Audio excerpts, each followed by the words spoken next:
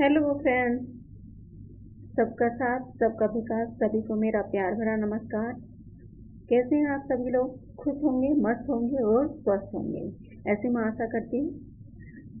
जैसे कि आप सबको पता है, हमारी यूनिट 7 कहानी चल रही है और आज की वीडियो में हमारी कहानी रहने वाली है अमृतसर आ गया, जो विभाजन की विभीषिका पर लिखी गई है और 1947 में इसमें वर्णन को दिखाया गया है भीष्म साहनी के द्वारा।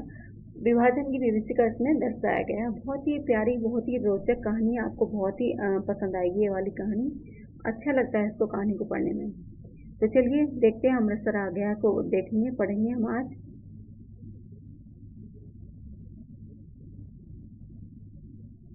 ये कहानी पटरिया कहानी संग्रह में संकलित है। सबसे पहले देखेंगे कि ये कहानी क्या है। हमारी पटरिया कहानी संग्रह में संकलित है ना। और इसमें कुल 14 कहानियां संकलित हैं। और अगर इसके प्रकाशन वर्ष से बात करें तो 1973 इसका प्रकाशन वर्ष है। और ये मैं शैली में लिखी गई है ना। मैं शैली यानी लेखक खुद उसके बारे में जो बात करता है वो मैं शैली होती है, यानी खुद आत्मकथ्यात्मक जो बातें कही जाती है वो क्या होती है, मैं शैली होती है ना। और ये क्या है, विभाजन की 1947 का जो समय रहा है हमारा, उसकी स्थिति का इसमें चित्रण किया है। जैसा कि मैं पहले ही बताया है, विभाजन की विभीषिका इसमें दर्शाई गई है। 1947 में जब युद्ध हुआ था, प्रथम विश्व युद्ध की स्थिति को इसमें दर्शाया गया है। यानी प्रथम विश्व युद्ध 1947 के बाद जो स्थिति इसमें दिखाई गई है, इसका वर्णन इसमें किया गया है।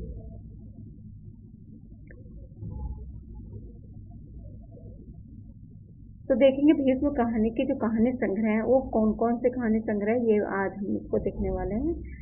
तो पहला हमारा क्या आता है, भाग्य रेखा 1953। दूसरा हमारा पहला पाठ 1957। तीसरा भटकती राख 1966। और चौथा है हमारा पटरिया 1973। और पांचवा है बांगचू 1978। और छठा है शोभा यात्रा 1981। और 7 है क्या हमारा निशाचर 1983। और 8वां है हमारा पाली 1989। ठीक है। और हमारा नमा क्या है, डायन 1998। ठीक है। ये तो हमारे हुए कहानी संग्रह। अब आगे कहानी पढ़ेंगे हम।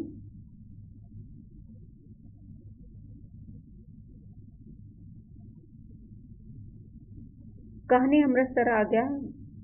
कहानी के लेखक कौन है, भीष्म साहनी की है। और इसकी विषय वस्तु देखेंगे। विषय वस्तु अमृतसर आ गया भीष्म साहनी द्वारा रचित एक बहुचर्चित कहानी है।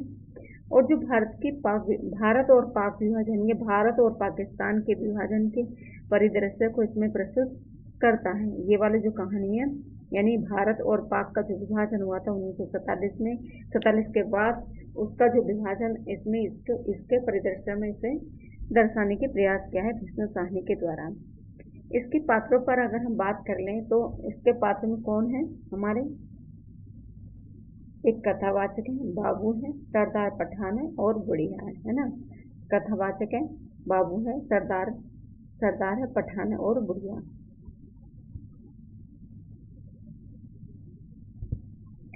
गाड़ी के डिब्बे में बहुत मुसाफिर नहीं थे।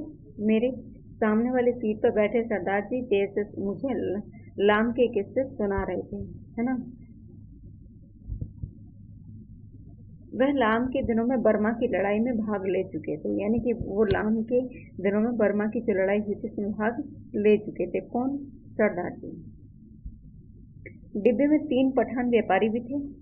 उनमें से एक हरे रंग की पोशाक पहना हुआ ऊपर वाली बर्थ पर लेटा हुआ था। यह भी आपसे पूछा जा सकता है कि भी कैसे रंग की पोशाक पहनी हुई थी सरदार ने, यानी जो पठान थे, पठानों ने कैसे रंग की पोशाक पहनी हुई थी। तो वो हरे रंग की पोशाक पहने हुए बैठे थे। वह आदमी बड़ा हंसमुख था। बड़ी देर से मेरे साथ वाली सीट पर बैठे एक दुबले से बाबू के साथ उसका मजाक चल रहा था, यानी कि बराबर वाली सीट थी, उस पर बैठे थे एक दुबले से बाबू और उनके साथ उनका मजाक चल रहा था। वह दुबले बाबू पेशावर का रहने वाला जान पड़ता था, क्योंकि किसी वक्त वे आपस में पक्षों में बात करने लगते थे। देखिए यहाँ से भी प्रश्न पूछा गया कि जो पठान थे उनकी कौन सी भाषा थी, यानी कौन सी भाषा में वो बात कर रहे थे आपस में। तो पश्तो भाषा में वो बात कर रहे थे। पाकिस्तान में कौन सी भाषा बोली जाती है? तो पश्तो बोली जाती है। तो पश्तो भाषा में बात कर रहे थे। यहाँ से ये वाला प्रश्न ऐसे भी बना था। मेरे सामने दाईं ओर कोने में एक बुढ़िया मुंह सिर ढांपे बैठी थी और देर से माला जप रही थी। कुछ लोग रहे होंगे, संभव है 2-1 और मुसाफिर भी रहे हों, पर स्पष्ट मुझे याद नहीं है। अब लेखक ये वाली बात कह रहा है कि ज्यादा मुझे याद नहीं है कि मुसाफिर और भी रहे होंगे या नहीं।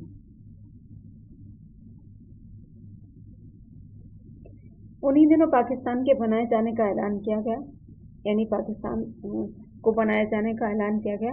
लोग तरह तरह का अनुमान लगाने लगे थे कि भविष्य में जीवन की रूपरेखा कैसी होगी, या किसी को भी कल्पना बहुत दूर तक नहीं जानी जा पाती थी।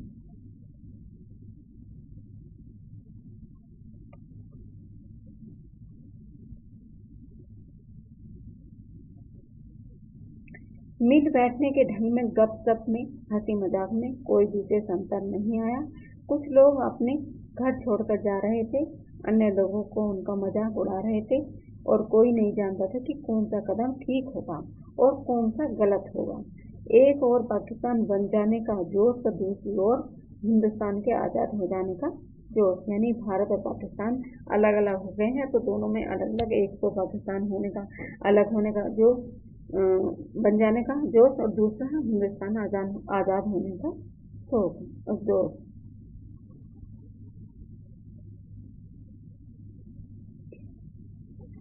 जब ऊपर वाली बर्थ पर बैठे पठान ने एक पोटली खोली और उसमें उपला हुआ मांस और नान रोटी के टुकड़े निकाल कर अपने साथियों को देने लगा, फिर वह हंसी मजाक के बीच मेरे बगल में बैठे बाबू की और भी नान का टुकड़ा, यानी मांस का जो टुकड़ा, मांस की बोटी बढ़ाकर खाने का आग्रह करने लगा था। काले बाबू ताकत आएगी, यानी उससे कहता है कि खाले बाबू हम जैसा हो जाएगा, यानी हमारे जैसा हो जाएगा ताकतवर। बीवी तेरे साथ खुश रहेगी। काले दाल को तू दाल खाता है इसलिए दुबला है, यानी उससे कह रहा है कि जो पठान थे वो दुबले बबले बाबू से कह रहे हैं कि तू मांस खा ले और हम तेरी दाल खा लेंगे, और इसलिए तू पतला दुबला है कि तू दाल खाता है, मांस नहीं खाता है ना।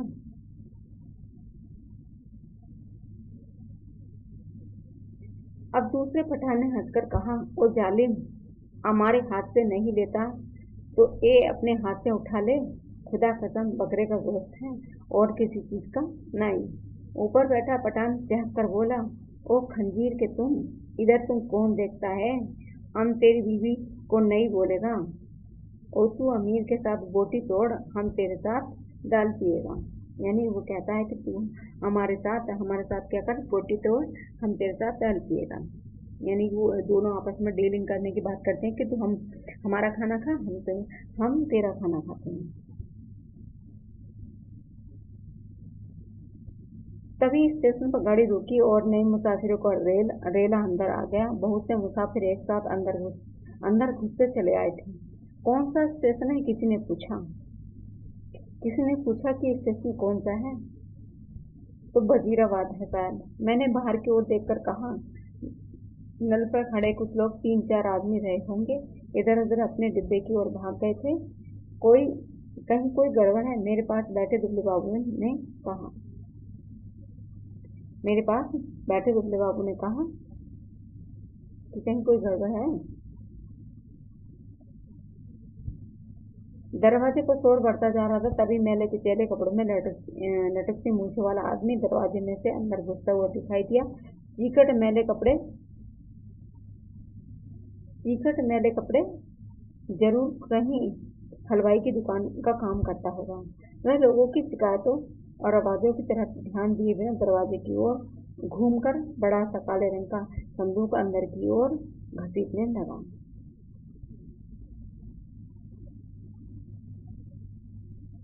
आ जाओ, तुम भी चढ़ जाओ। वह अपने पीछे से किसी से कहे जा रहा था। तभी दरवाजे से एक पतली सूखी सी औरत नजर आई और उसमें पीछे से 16-17 बरस की सांवली सी लड़की अंदर आ गई। यानी लड़की की उम्र कितनी थी? तो 16-17 वर्ष की उम्र थी। यहाँ से भी प्रश्न आपका बन सकता है, तो इसको नोट कर लीजिए कि लड़की की उम्र कैसी थी। तो 16-17 वर्ष की चांदी की लड़की। पठान ने आप देखा न तब आगे बढ़कर ऊपर से ही उस मुसाफिर की लात जमा दी, पर लात उस आदमी को लगने की वजह उसकी पत्नी के कलेजे में लग गई और वह हाय हाय करती बैठ गई।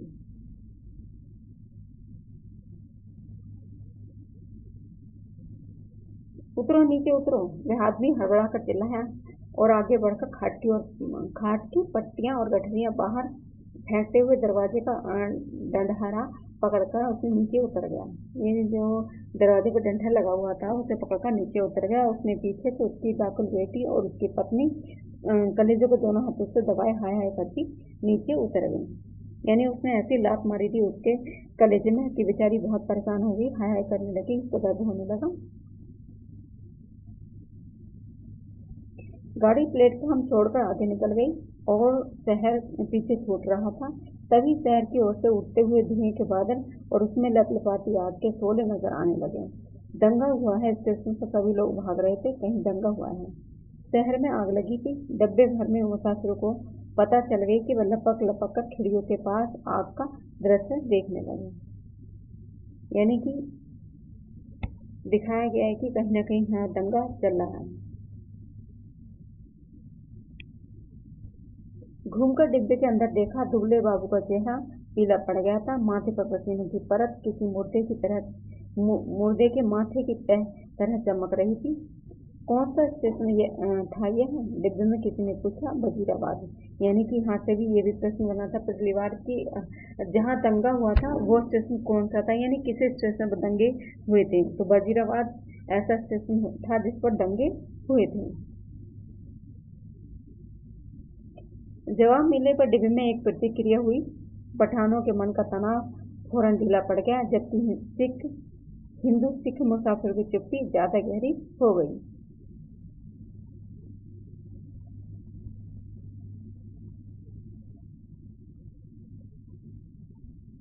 किसी अज्ञात आकांक्षावश दुबला बाबू मेरे पास वाली सीट पर से उठा और सीटों के बीच में फंसे फर्श पर लेट गया। यानी कि जो बाबू था वो उठा और जो सीट थी, सीट के नीचे फर्श था, उस पर लेट गया। उसका चेहरा अभी भी मुर्दे जैसा पीला हो रहा था। इस पर बर्थ पर बैठा पठान उसकी ठिठोली करने लगा। ओ बेगैरत, तुम मर्दे की औरत ए, सीट पर से उठकर नीचे लेटता है? तू मर्द के नाम पर बदनाम करता है? तू मर्द के नाम को बदनाम करता है? ए बोल रहा था, बार बार हंसे जा रहा था। जो पठान था उसको ठिठोली कर रहा था कि वो डर के मारे सीट के नीचे घुस गया दुबला बाबू। सहसा दुबला बाबू खिड़की से बाहर देखकर ऊंची आवाज में बोला, हरबंसपुर निकल गया। यानी हरबंसपुर निकल गया। उसकी आवाज में उत्तेजना थी। वह जैसे चीख कर बोला था कि डिब्बे के सभी लोग उसकी आवाज सुनकर चौंक गए। उसी वक्त डिब्बे के अधिकांश मुसाफिरों ने मानो उसकी आवाज को सुनकर ही करवट बदली। यानी कि डिब्बे में इतना सन्नाटा छाया हुआ था कि कोई भी बोलने को तैयार नहीं था। ओ बाबू, चिल्लाता क्यों है? तहसीब वाला पठान चौक पर बोला, इधर उतरेगा तुम? जंजीर खींचूं? खैर खींच। खी करके हंस दिया। जाहिर है कि हंसपुर की स्थिति से वह उसके नाम से अनभिज्ञ था। बाबू ने कोई उत्तर नहीं दिया, केवल सिर हिला दिया और एक आध बार पठान की ओर देखकर फिर खिड़की के बाहर झांकने लगा।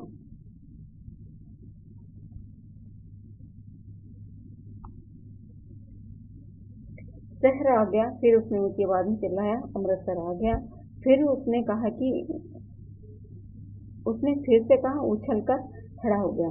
ऊपर वाली बर्थ पर लेटे पठान को संबोधित करके चिल्लाया, ओबे पठान के बच्चे, नीचे उतर। तेरी नीचे उतर।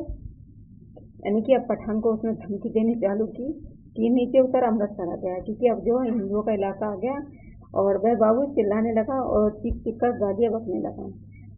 तहसीब वाले पठान ने करवट बदली और बात की ओर देखकर बोला, ओ क्या ये बाबू, हमको कुछ बोला तू?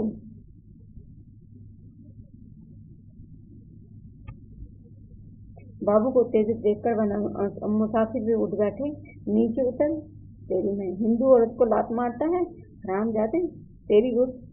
यानी कि जो उसने हिंदू औरत को लात मारी थी ना पठान ने, वो उसी की वजह से उसके अंदर गुस्सा था, क्रोध था।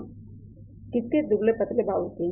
बस बस, सरदार जी बोले, यह लड़ने की जगह नहीं है, थोड़ी देर का सफर बाकी, आराम से बैठो। तेरी मैं लात न तोड़ू तो कहना तेरे बाप की गाड़ी गाड़ी तेरे बाप की है? बाबू चिल्लाया। पठान से उसने कहा कि गाड़ी तेरे बाप की है। बाबू चिल्लाया जा रहा था, अपने घर में शेर बनता है, अब बोल, तेरी मैं उस पठान बनाने वाले की। तभी गाड़ी अमृतसर के प्लेटफार्म पर रुकी। प्लेटफार्म के लोगों से खचाखच भरा हुआ था। प्लेटफार्म पर खड़े लोग झांक झांक कर डिब्बों के अंदर देखने लगे। बार बार लोग एक ही सवाल पूछ रहे थे, क्या हुआ है? कहीं पर दंगा हुआ है क्या?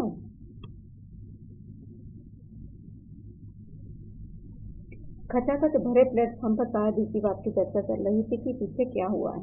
यानी जो वजीराबाद में दंगा हुआ था, तो उसी की बात सब लोग कर रहे थे आपस में। मैंने घूमकर देखा, बाबू डिब्बे में नहीं था। न जाने कब वह डिब्बे से निकल गया और मेरा माथा ठिनका। गुस्से में पागल हुआ जा रहा था, न जाने क्या कर बैठे।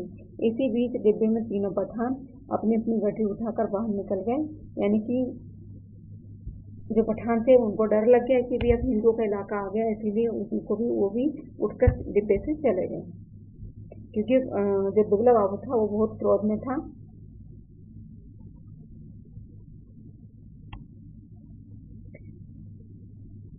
अपने पठान साथियों के साथ गाड़ी के अगले डिब्बे की ओर बढ़ गए, जो विभाजन के पहले प्रत्येक डिब्बे के भीतर होता रहा था।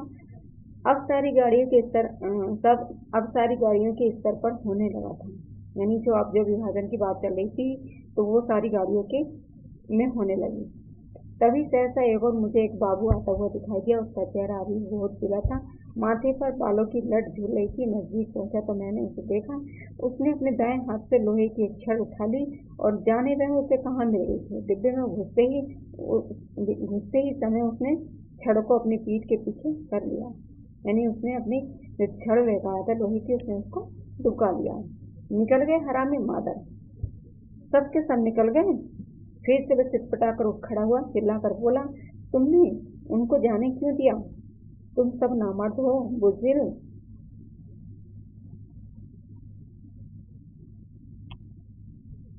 गाड़ी के हिचकोलों में मैं खुद गूंगने लगा था। डिब्बे में लेट पाने के लिए जगह नहीं थी। बैठ बैठ के नींद में मेरा सिर भी एक और लुढ़क जाता था, कभी दूसरी ओर को। जब मैं एक बार मेरी नींद टूटी तो गाड़ी की रफ्तार धीमी पड़ गई और डिब्बे में अंधेरा था। मैंने उसी तरह अधलेटे खिड़की से बाहर देखा। यानी लेखक बता रहा है ये वाली बात। मेरी पीठ पीछे डिब्बे के बाहर किसी चीज को खरोचने की सी आवाज आई थी। मैंने दरवाजे की ओर घूमकर देखा, डिब्बे का दरवाजा बंद था। मुझे फिर से दरवाजा खरोचने की आवाज सुनाई दी। फिर मैंने साफ साफ सुना, लाठी से कोई डिब्बे को दरवाजा पटपटा रहा था। एक आदमी डिब्बे की 2 सीढ़ियां चढ़ आया था। उसके कंधे पर एक गठरी झूल रही थी।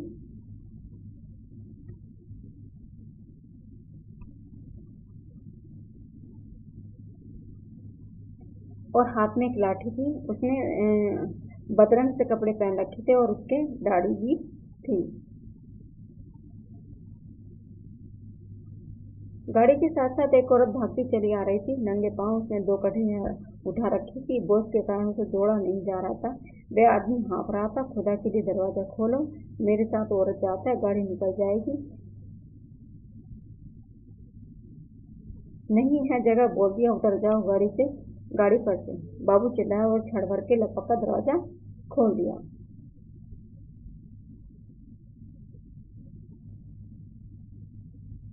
अल्लाह, उस आदमी के अस्फुट से शब्द सुनाई दिए। दरवाजा खुलने पर जैसे ही इत्मीनान से उसने सांस ली हो, उसी वक्त मैंने बाबू के हाथ में छड़ चमकते हुए देखा था।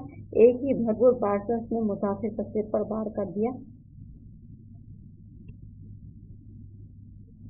और देखते ही देखते मैं डर गया। मेरी टांगें लड़क गईं। सहसा उसके चेहरे पर लहू की 2-3 धारें एक साथ फूट पड़ी।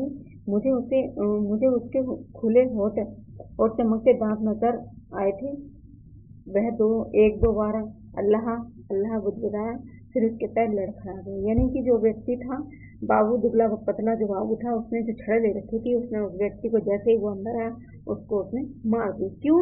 क्योंकि वो बदला ले रहा था। जो पिछली पठान, जब डिब्बे में पठान बैठे थे तो उन पठानों ने एक हिंदू औरत को लात मारी थी, उसके कलेजे में लगी थी, जो उसके साथ 16-17 साल की लड़की थी। तो वो उसी की वजह से परेशान था। उसी को देखकर उसके दिल में जो है मुस्लिम के लिए जो है उसके अंदर गुस्सा था। तो ये उसने उसका बदला यहाँ पर ले लिया। एक मुसलमान व्यक्ति को उसने ऐसे ही छड़ से मार दिया। उस आदमी के दोनों हाथ छूट गए और वह कटे पेड़ सा की भांति नीचे जा गिरा और उसके गिरते ही औरत ने भागना बंद कर दिया, मानो दोनों का सफर एक साथ ही खत्म हो गया। यानी कि दोनों ही व्यक्ति एक साथ वो मर गए, है ना। बाबू का शरीर हरकत में आया। एक झटके में उसने छड़ को डिब्बे के बाहर फेंक दिया। फिर घूमकर डिब्बे के अंदर दाएं बाएं देखने लगा। सभी मुसाफिर सोए पड़े थे। मेरी ओर उसकी नजर नहीं उठी, यानी कि उसकी नजर अभी लेखक पर नहीं पड़ी। धीरे से छिटपुट छटने लगा। दिन खुलने लगा। साफ सुथरी सी रोशनी चारों ओर फैलने लगी। किसी ने जंजीर खींचकर गाड़ी को खड़ा नहीं किया था। छड़ खाकर गिरी उसकी देह मीलों पीछे छूट गई थी और सामने गेहूं के खेत में फिर से हल्की लहरियां उठने लगी थी।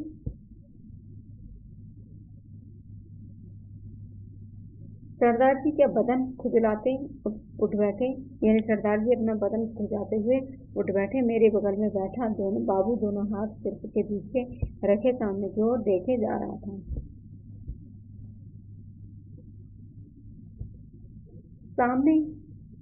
अपने सामने बैठा देखकर सरदार उसके साथ बतियाने लगा। बड़े जीवट वाले हो बाबू।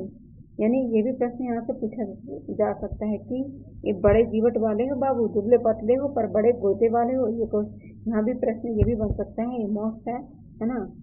तो इसको आप नोट कर लीजिएगा क्योंकि ये प्रश्न किसने कहा था? सरदार ने कहा था। किससे? दुबले पतले बाबू से। ये बड़े जीवट वाले हो बाबू, हो तो दुबले पतले लेकिन बड़े गुर्दे वाले हो। बड़ी हिम्मत दिखाई तुमने। तुमसे डर करके ही वे पठान डिब्बे से भाग निकले थे। यहाँ बने रहते तो एक न एक की खोपड़ी तुम जरूर दुरुस्त कर देते। सरदार जी हंसने लगे। बाबू जवाब में मुस्कुराया, एक विविध सी मुस्कान, और देर तक सरदार जी के चेहरे की ओर देखता रहा। तो ये कहानी हमारी यहाँ तक ही खत्म हो जाती है और कहानी बहुत ही रोचक है, बहुत ही अच्छी कहानी है और ये कहानी में समझते आपको पसंद आई होगी। और कहानी पढ़ने के लिए, कहानी देखने के लिए धन्यवाद। और कहानी कैसी लगी आपको ये हमें कमेंट में ज़रूर बताइएगा। कैसी आपको कुछ कमी इसमें नज़र आती है तो अपना परामर्श दीजिए हमको कि आगे कुछ और अच्छा कुछ करने का प्रयास हम करेंगे। और आज की वीडियो में बस इतना ही। कल मिलेंगे फिर एक नई कहानी के साथ, क्योंकि साथ में बहुत सारी कहानी लगी हुई हैं तो सभी हमको आपको पढ़ानी है। ठीक है, चलिए धन्यवाद आपका बहुत बहुत ज़्यादा वीडियो देखने के लिए। Thank you for watching.